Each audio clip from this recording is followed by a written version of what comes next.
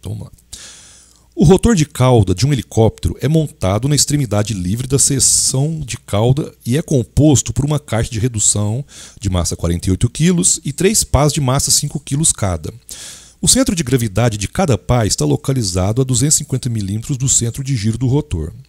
A seção de cauda é assumida como sendo uma estrutura elástica e a fuselagem a qual ela se conecta é assumida como sendo rígida. O ensaio foi realizado, onde a frequência natural medida para a estrutura da seção de cauda foi de 135 radianos por segundo. Durante o voo, uma das pás do rotor de cauda foi perdida. Sabendo que o rotor opera 900 RPM e que o amortecimento da estrutura é de 5%, pede-se: qual a amplitude de vibração do rotor de cauda após a avaria? Qual é a força transmitida para a fuselagem? Então esse é o nosso problema. Vocês estão percebendo aí que eu destaquei todos os dados, e eu sugiro que vocês façam assim na resolução dos exercícios, relevantes, todas as dimensões, todas as informações, né, que a gente pode nos ajudar de forma implícita, mas que tem que ser destacada. Eu fiz aí destacando em azul. Então vamos continuar. Bom, pessoal, olha só. Interpretação dos dados, né? Vamos interpretar os dados. Então eu tenho a aeronave está aí configurada, né, na vista lateral dela, e eu tenho aqui meu alvo, né, meu objetivo, que é o rotor de cauda. Então vamos ver aqui os dados do enunciado, né, e vamos colocar aqui nessa prancha aqui para a gente entender. Então, primeira coisa que a gente sabe, né, a frequência de estação, ou seja, a rotação desse conjunto do rotor de cauda aqui é de 900 RPM. Aqui o sentido é irrelevante, viu, gente? Eu só coloquei para denotar o giro. Outra informação importante aqui, ó, a massa de cada pá, cada uma dessas pás aqui, ó, é de 5 kg. Mais uma vez, gente, isso aqui é uma simplificação, né? Não é que tem 5 kg essa pá, deve ter muito mais. Mas utilizando a associação direta com o aparelho que realmente existe. Então a massa da pá é de 5 kg, a massa da caixa de redução, né, que é justamente onde faz a transferência aqui do motor principal da rotação e transmite aqui para o rotor de cauda, 48 kg. O que é seção de cauda, né? Seção de cauda é justamente essa parte que está destacada aqui, ó. E daqui para cá a fuselagem, né, do helicóptero. Essa é a seção de cauda. E aqui temos aqui em marca d'água a seção de cauda destacada, que é o nosso alvo aqui. Então vamos andar mais um pouquinho. A gente assumiu a fuselagem como sendo rígida, né? Quando a gente assume, é porque ela não é, mas a gente assume, para efeito de simplificação, a gente assume como sendo rígida. Tá aqui a representação. E também a gente assumiu a seção de cauda toda como sendo uma estrutura elástica. Então a gente pode simplificar essa estrutura elástica como sendo uma viga aqui, ó, cuja rigidez é K é Q, que a gente não sabe a priori. A caixa de redução está representada aqui por esse círculo em azul, tá bom?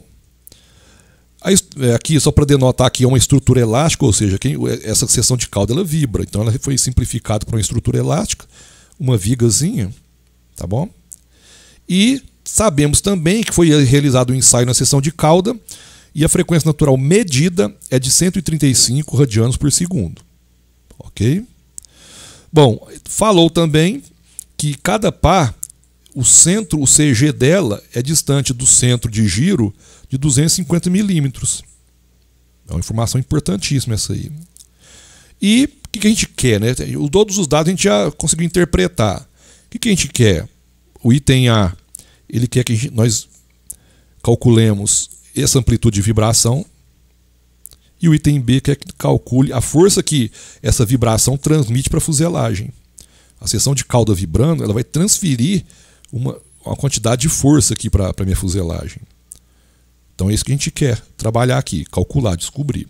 Tá bom? Bom, então vamos lá. Então vamos imaginar dois cenários, né? A aeronave boa e a aeronave avariada. Então o cenário anterior à avaria. Né? Vamos lá, calcular. O que a gente pode calcular? A gente vai calcular com o que foi oferecido de dados. A gente vai calcular a massa total do rotor de cauda. É simples, né? Como o rotor de cauda ele é composto pela caixa de redução mais 3 pás, então a gente calcula dessa forma. De forma que, se a gente aplicar os dados aqui, a gente vai chegar à conclusão que a massa do meu sistema, a massa vibrante, né, ela é de 63 quilos, a massa suspensa lá, né, no rotor de cauda, na extremidade, na seção de cauda. Bom, a gente tem condição também de calcular a rigidez equivalente da estrutura elástica daquela viga. De que forma? Ó, de onde que vem isso aqui? Isso aqui é muito familiar para nós. Isso aqui vem lá da definição. A gente sabe que frequência natural ao quadrado é a rigidez dividido pela massa. O que eu fiz aqui? Eu só isolei a minha rigidez equivalente, né, que é equivalente àquela estrutura elástica. Então, se eu tenho a massa e tenho a frequência natural que foi medida, ficou simples, né? Eu realizo a conta aqui, ó, executo essa conta e chego à conclusão que a minha rigidez equivalente para a seção de cauda é 1,148 vezes 10 à sexta Newton-metro. Então está estabelecida a minha rigidez. Isso é antes da varia, né? Porque a gente pode fazer isso aí. E também a gente pode fazer a conversão da frequência de operação, que é a nossa frequência de excitação. A frequência de operação é aquele 900 RPM, é a velocidade com que gira o rotor. Então, para eu fazer a conversão de RPM para radiano por segundo, que é o que eu preciso, é só multiplicar por π e dividir por 30, como está aqui. Então chega esse valor de 94,248 radiano por segundo. A gente tem que entrar em tudo em radiano. Bom, beleza, a gente viu o cenário aqui anterior à avaria, só que o problema tem a ver com a avaria em si. Então a gente tem um cenário posterior à avaria. Então olha só, a avaria a gente perdeu uma pá, né? Aqui, ó, a estrutura elástica tá só com duas pás aqui, ó. Uma foi embora. Então qual vai ser a consequência? Uma pá foi embora e daí, né? A gente pode ir embora tranquilamente? Não, isso vai ter uma consequência importante. Então olha só, se perdi uma pá, eu perdi massa. Eu tinha 63 quilos lá no começo, ó. Então se eu perdi uma pá, eu perdi massa. Então de cara, eu tenho certeza que a frequência natural de todo o conjunto aqui agora vai ser diferente. Porque se eu perdi massa, a gente não sabe que a frequência natural, como está aqui, eu até coloquei novo porque é uma situação nova. Então a frequência natural nova, ela é a raiz quadrada da rigidez equivalente dividido pela nova massa, que é uma massa menor. Mas a rigidez equivalente não muda? Não muda. A rigidez equivalente a gente calculou aqui, ó. Por que ela não muda? Porque a cauda não quebrou. A cauda está intacta, a seção de cauda. O que modificou aqui foi a pá. Então teve redução de massa. Então a minha nova massa é esses 63 quilos aqui menos a massa de uma das pás. Então se a gente faz essa conta, olha só que interessante. Mantenho a rigidez, porque a cauda não quebrou, para uma massa menor. Agora vai dar 63 menos a massa de uma pá, que vai dar 58, né? Fazendo essa continha, eu chego à conclusão que mudou minha frequência natural. Uma frequência natural nova, agora é 140,7. Quanto que era antes? Era 135, né? Era 135, que foi medido lá antes da varia. Então você vê, uma pá foi embora e mudou a frequência natural. Se mudou a frequência natural, mudou a história do sistema. Completamente. Mudou a história. Vamos verificar, então, vamos continuar. Então, olha só. Então, continuando com o cenário posterior à avaria, a gente tem que fazer agora o cálculo da razão de frequência. A gente viu isso lá na aula de desbalanceamento rotativo, que eu vou deixar o card aí em cima.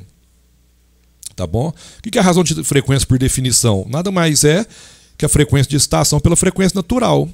Nesse caso aqui vai ser uma frequência natural nova, porque é posterior à avaria. Então, se eu faço essa continha aqui, ó, olha só, a minha continha, eu tenho aqui a minha frequência de excitação já convertida pela nova frequência natural. Então eu vou culminar aqui numa razão de frequências de 0,669 ou 0,67 arredondando, tá bom? Isso é muito importante para a gente avaliar depois o efeito. Bom, agora eu tenho que fazer o cálculo da massa desbalanceada. Mas por que massa desbalanceada? Simples.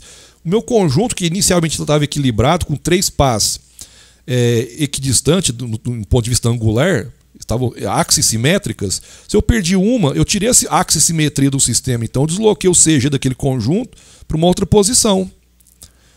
Então olha só. Então a massa desbalanceada é simples de calcular, porque é simplesmente a massa que ficou. A massa girante, né, gente? A massa girante que ficou. Então a massa girante que ficou vai ser simplesmente a massa de 2 pás, como está aqui, ó. Então, se cada pá mede 5 quilos, né, a massa é 5 quilos, então a massa desbalanceada é 10 quilos, são 10 quilos, massa girante. Agora eu sei a massa desbalanceada, mas agora eu não sei ainda para que lado que for o CG. Que é justamente o que vai modificar o CG daquele conjunto. Aí a gente tem que utilizar a ferramenta que a gente normalmente aprende lá em mecânica 1, ou estática, cálculo de centroide, né? É uma coisa muito similar que a gente vai fazer aqui. Só que a gente não vai usar área, a gente vai usar massa. Tá bom? Então o que você faz? Faz uma tabelinha dessa aí, ó. Tabelinha. A primeira coluna eu tenho a massa de cada elemento. Aqui eu tenho a posição no caso aqui do CG de cada elemento. E aqui o produto da massa pelo CG. E aqui eu tenho um somatório que a gente vai fazer. Então o primeiro caso, né? O primeiro caso é o rotor completo. Eu tenho o rotor completo, mas antes disso, a parte mais importante aqui é você estabelecer uma referência. Você pode colocar onde você quiser, mas é claro que tem umas posições mais convenientes. E a mais conveniente delas aqui é você colocar a origem desse XY em vermelho aqui no centro, pela axissimetria, é mais prudente. Então você estabelece primeiro onde está a sua referência, porque dela vai depender o que a gente vai lançar aqui. Então, primeiramente, o meu elemento é o sistema completinho, né? O sistema sadio, né? Qual que é a massa dele? A massa dele vai ser a massa das 3 pás. Se cada pá mede 5 quilos, aqui eu tenho 15, é a massa total. Onde fica o CG para essa configuração? Ora, se as massas passam iguais, o CG é na origem desse sistema. Então é 0. É 0. E o produto disso aqui vai ser 0. Tá? Agora, perfeito. Agora a gente tem outra configuração. A gente tem essa configuração aqui. Ó. Uma das pás foi embora, saiu. Eu coloquei em vermelho aqui para denotar que tem uma redução de massa. Que a massa que foi embora soltou-se aqui do rotor. Então, olha só, que valor que eu vou colocar aqui? Ora, se a massa foi retirada do sistema, tive subtração de massa, aqui eu vou lançar negativo. De quanto? Menos 5, que é a massa de uma das pás. Então, ou seja, menos 5 quilos. Eu perdi uma pá. E onde fica a posição? E onde fica a posição do CG daquela pá? Lá do começo do exercício, a gente viu que a pá, o CG de cada pá, ele é distante de 250 milímetros do centro aqui de giro. Então, 250 milímetros em metros vai ser 0,25. 0,25. E por que esse negativo aqui? Porque, segundo a minha referência, esse CG está abaixo. Então é menos 0,25. Tá? Isso é imprescindível colocar esses sinais de forma correta, viu? E o produto disso aqui vai dar 1,25. Né? Menos com menos mais. Perfeito. Agora é só a gente executar esses somatórios aqui. Ó. Então eu somo essa coluna aqui, vai dar 10. Ó, não por coincidência a massa desbalanceada. E aqui eu somando essas colunas aqui, vai dar 1,25. De forma que a posição nova do CG, que é o Y barra novo aqui, ó, o Y barra novo é dado pelo somatório de MY barra dividido pelo somatório das massas. Então é só pegar aqui, 1,25 dividido por 10. Fazendo essa continha, perceba que deu positivo. Então o meu Y milímetros. Tá bom? Agora eu conheço a posição do CG. Eu conheço. Olha só, se eu pegar a figura que ficou, ó, o que tem lá no helicóptero que sobrou nele operando lá são essas duas pás. Vocês estão vendo aqui que minha origem é positiva para cima em Y? E é intuitivo isso, né? Se ficou mais material do lado de cima, natural que o CG se deslocasse para aquela direção. Então não está coerente. Então assim, agora, gente, eu preciso calcular o desbalanceamento. O que é desbalanceamento por definição? Nada mais é que o produto da massa desbalanceada pela excentricidade. O que é excentricidade? É a distância do centro de giro até a posição da massa desbalanceada, ou do CG no caso aqui. Então olha só o que acontece. A minha excentricidade aqui, ó, ela é o próprio Y novo que eu achei aqui, ó. Que é isso, ó, o símbolozinho aqui, ó. Tá bom? Então, eu tenho tudo aqui, ó. Eu tenho a massa desbalanceada e tenho a excentricidade. Então, se eu fizer o produto desse cara com a excentricidade, eu vou calcular o desbalanceamento. Ó, excentricidade. Então, meu desbalanceamento, gente, quando perguntar o desbalanceamento, é esse produto aqui, ó, massa desbalanceada vezes excentricidade. Então, eu vou multiplicar 10 por 0,125, que deu MO é 1,25 kg vezes metro. Olha que interessante aqui, ó. 1,25 aqui, ó. As coisas se amarram, né? Não tem nada solto aí. Então eu tenho tudo agora, quase tudo, né? Eu tenho um desbalanceamento. Então vamos caminhar. Vamos caminhar. Agora eu preciso calcular a amplitude de vibração, porque agora eu tenho todos os dados que eu preciso, todos, para calcular a amplitude de vibração, em função do cenário que foi relatado. Se a gente pegar a expressão lá da aula de desbalanceamento rotativo, que eu já deixei o card aí atrás, eu tenho que é a amplitude vezes a massa nova, né, no caso, dividido pelo desbalanceamento, que é igual a R ao quadrado sobre essa raiz toda aqui. Tá? Na forma dimensionalizada. Se eu pegar e plotar essa figura aqui por esse caso, olha só que interessante. Não se preocupe que a gente vai ter uma aulinha só para usar o Scilab aqui para a gente vai produzir esse conteúdo ainda. Mas se eu plotar essa expressão, vai dar isso aqui. E aqui já está inserido já o amortecimento de 5%. Né? Lembrando que 5% é 0,05. Então eu já plotei a razão de frequências aqui no eixo horizontal. E olha que interessante, quanto que deu o nosso R lá? Se vocês voltarem o vídeo aí, você vai ver que o R deu 0,669. Olha que interessante aqui, ó, tá tracejado em vermelho. 0,669. Né? E eu sei quanto que deu o meu fator de amplificação aqui, ó. Quanto que deu o meu fator de amplificação. Então vamos continuar no cálculo aqui. Se a gente faz, primeiramente, né, a massa nova, quem que é? É a massa que ficou, né, gente? É a massa que ficou. A gente já fez essa continha lá atrás. A massa que ficou. E olha aqui, ó, eu substituí todos os valores nessa expressão aqui de cima, ó. É isso que eu fiz. É isso que eu fiz. Substituí tudo aí, fiz a continha.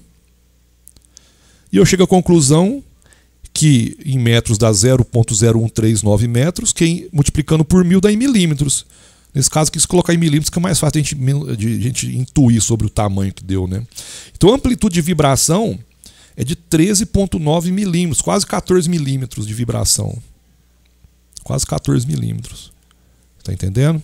Então é isso, a gente já matou a questão da amplitude de vibração. Falta ainda a gente saber quanto vale a força transmitida para a fuselagem. Lembra que a gente assumiu ela rígida? E quanto que está passando da cauda para a fuselagem? Vamos descobrir isso aí agora. Olha lá, cálculo da força transmitida. Cálculo da força transmitida. Olha só, a gente tem lá também, a gente viu lá na aula de transmissibilidade, né, para o caso do desbalanceamento rotativo, vou deixar o card aí em cima também. A gente tem a expressão final lá, que tem essa configuração. Tá? Força transmitida é o que a gente quer aqui. E todo o resto a gente tem. Todo o resto. A gente tem o desbalanceamento, tem a frequência natural, né? No caso a frequência natural nova. Viu? Frequência natural nova. O R a gente tem o zeta, que é o 5%, que é 0,05. Tem tudo. Então se eu pegar, da mesma forma, eu plotar essa expressão, para esse caso já com 5%, vai dar isso aí, ó. Vai dar isso aqui. Então da mesma forma aqui, né? O R coincidentemente deu valores próximos, né? Lá deu 0,806, que deu 0,805. Então 0,669 para o R e vai dar um fator de amplificação aqui no eixo vertical. Então aqui eu substituo todos os valores, né? O que eu fiz? Substituí todos os valores aí. Aí agora é conta. E eu isolei a minha força transmitida, que deu 19.920 newtons. É isso mesmo, gente. 19.920 newtons. Vocês percebam que o que a perda de uma pá faz com a aeronave, nesse caso, né? Então vai sacudir muito a fuselagem. Estão percebendo como é que a gente está trazendo mais aqui o livro para a realidade? Não é uma força qualquer, 19.920 newtons, que está sendo transmitido para todo o resto do conjunto, para a fuselagem, para a estrutura da aeronave toda. Tá bom? Então é isso aí, gente. Eu espero que vocês tenham realmente apreciado o exercício. Eu procuro sempre dar uma motivada com situações reais. É claro que tem uma série de simplificações, mas o que foi tratado aqui realmente acontece. Realmente acontece. Que pode fazer a gente incorporar um efeito ou outro, combinar mais efeitos, mas é exatamente isso que acontece. Tá bom? Espero que vocês tenham gostado. Compartilhem um vídeo aí, inscrevam-se no canal. E a gente fica por aqui deixando um abraço para vocês. Até lá.